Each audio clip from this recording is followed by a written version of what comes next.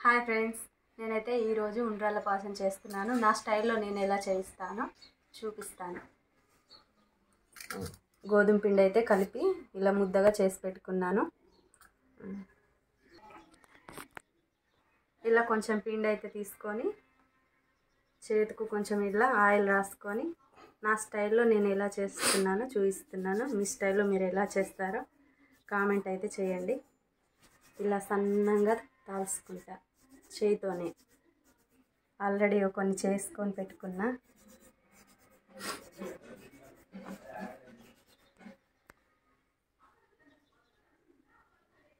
ఇట్లా సన్నంగా వేసుకుంటే నాకైతే ఇష్టం. లావుగా వేసుకుంటే నాకైతే నచ్చదు. నేను ఎప్పుడు ఇట్లనే చేస్తాను ఉండ్రాళ్ళ పాయసం. చేయడం అయితే అయిపోయింది, మొత్తం చేసేసాను. ఇలా చేసేసుకోవాలి మొత్తం.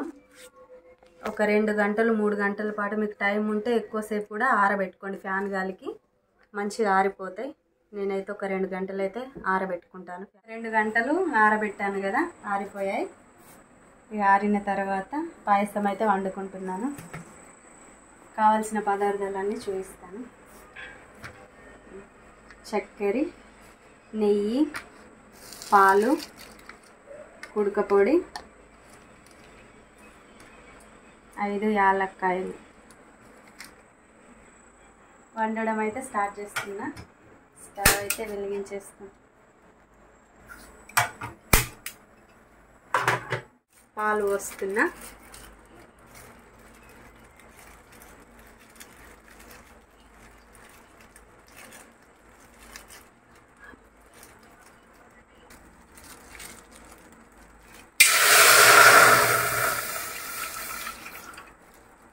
మొత్తం పాలు పోసుకొని కూడా చేసుకోవచ్చు, కానీ నేనైతే కొన్ని నీళ్ళు అయితే పోస్తా. మా స్టైల్లో మేమైతే ఇలా చేసుకుంటాం. మీ స్టైల్లో మీరు ఎలా చేసుకుంటారో కామెంట్ అయితే చేయండి.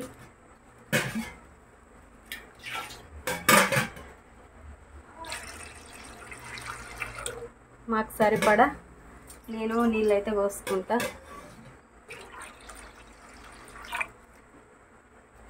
మీరు చూసుకొని మీకు సరిపడా మీరు వాటర్ కానీ పాలు కానీ పోసుకోండి. ఇప్పుడు చక్కెర అయితే వేస్తాను. మీ టేస్ట్కి సరిపడా మీరు వేసుకోండి. తీపి తింటే ఎక్కువ వేసుకోండి. మేమైతే తక్కువ తింటాం, మాకు సరిపడా నేను వేసుకుంటాను.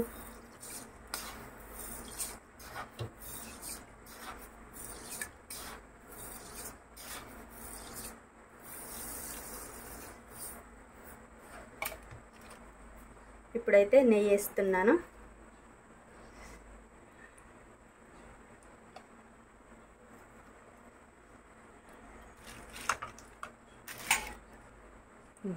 కుడక పొడి కూడా వేసేస్తున్నాను.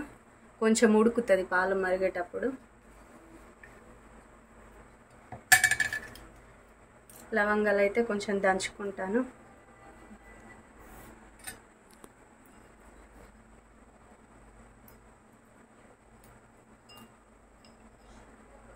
ఇవాళ వినాయక చవితి కదా, కంపల్సరీ చేసుకోవాలని అయితే చేస్తున్నాను. మీరు చేసుకున్నారా లేదా కామెంట్ అయితే చేయండి.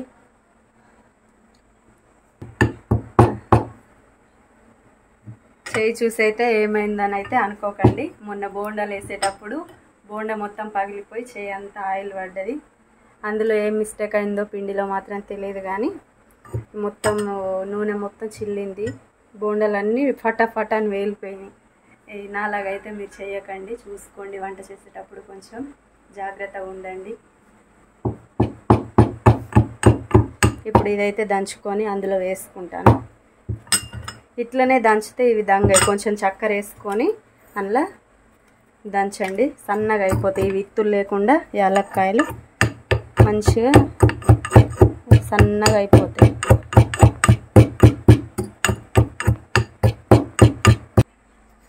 యాలకులు అయితే దంచేసుకున్నాను.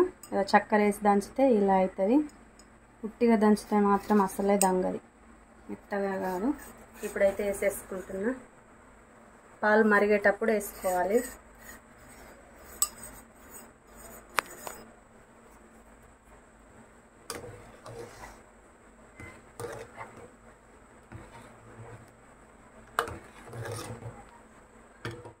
మరిగిపోయాయి.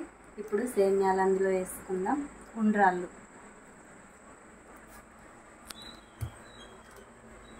ఇవైతే 5 అంచనకు ఇట్లా వేసుకోవాలి. లాస్ట్కు పిండి మిగులుతుంది కదా, వీటినే ఉండ్రాళ్ళు అంటారు. అందరు రౌండ్గా వేసుకుంటారు కానీ నేనైతే రౌండ్గా వేయ, లాస్ట్కి ఇట్లా 5 వేస్తా.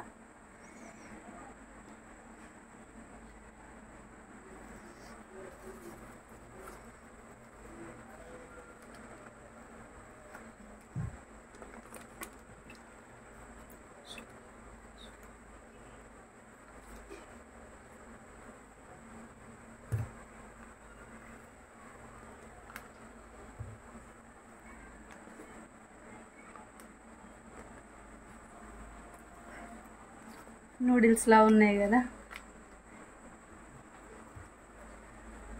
కాకపోతే ఇట్లనే బాగుంటుంది. పొడి పిండి పోసి చేసుకుంటారు కొందరు, అట్లా బాగుండదు. నాకైతే అసలు నచ్చదు అట్లా. నేనైతే ఆయిల్ పెట్టి చేస్తా. ఆరితే కొంచెం మంచిగా దానికి వెళ్తాయి. ఇవి కొంచెం ఆరలే. టైం ఉంటే ఎక్కువసేపు ఆరబెట్టుకోవాలి. పొద్దున వేసి సాయంత్రం వరకు ఆరబెట్టుకోవాలి.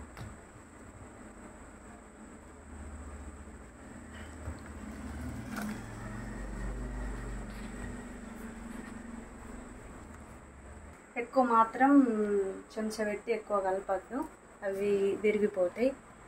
కొద్దిసేపు ఉడికిన తర్వాత, ఒక 5 నిమిషాలు ఉడికిన తర్వాత కలుపుకుందాం. ఒకసారి అయితే కలుపుకుందాం.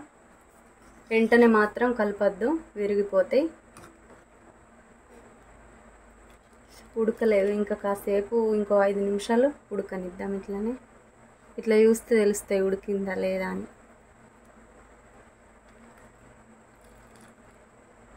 ఇంకాసేపు ఒక 5 నిమిషాలు ఉడకనిచ్చుకుందాం. చూద్దాం ఉడికినాయో లేదో. ఒకటైతే ఇట్లా చూస్తున్నా ముట్టి, అమ్మా కాలుతున్నాయి. ఉడికినాయి. ఇట్లా ముట్టి చూస్తే ఇట్లా తెలుస్తుంది ఉడికినాయి. పిండి పిండి లేవు. ఎప్పుడైతే బంద్ చేసుకుంటా.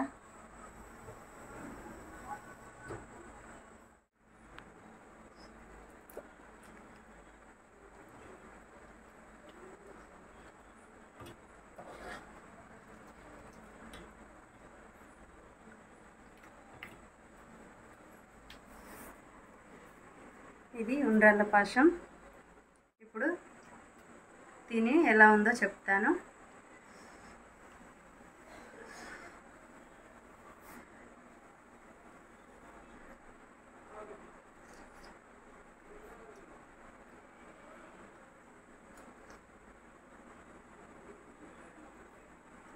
కొంచెం చక్కెర తక్కువైంది, కాకపోతే సూపర్ ఉన్నాయి.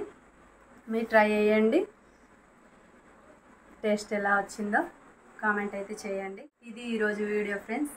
నా ఛానల్ కొత్తగా ఎవరైనా చూస్తుంటే సబ్స్క్రైబ్ చేసుకోండి, లైక్ చేయండి, షేర్ చేయండి, కామెంట్ అయితే తప్పకుండా చేయండి. సరే బాయ్.